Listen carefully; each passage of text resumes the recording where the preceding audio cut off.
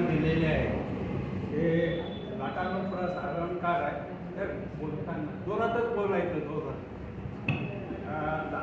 ज्याला मराठी भाषेचा अभिमान आहे, सगळ्यांना ऐकू जातं, ज्याला मराठी भाषेचा अभिमान आहे त्याच्यासाठी भाषालंकार अनुप्रास हा समुद्राच्या लाटाप्रमाणे येतो.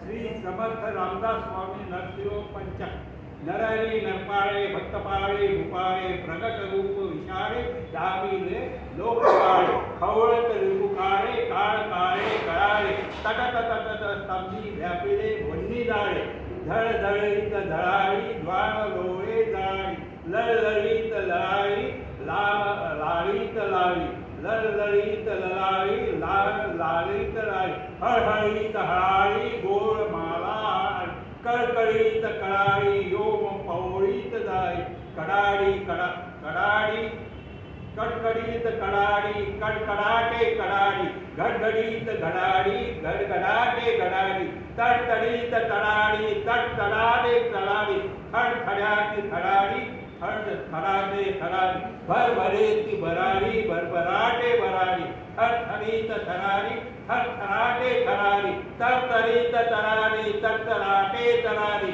चरचरीत चरारी चरचराटे चरारी रजनी निचर विभांडी लोकोर पोट पोटी गडगडीत गडाडी आतडी सर्व काळी न धरित जनमाने लोक गेले विनाने हरिभजनाने शांत केले दयाने.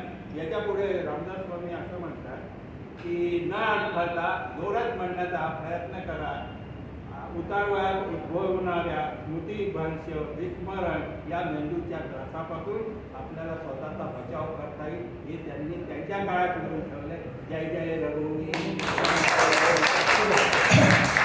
जिभेला व्यायाची दुःख दुर्दशा दूर देवी दयावती दवडीसी दासाची दुःख दुर्दशा दूर पापा ते पळवितसे परम पवित्रे तुझा पयपूर पापा ते पळवितसे परम पवित्रे तुझा पयपूर.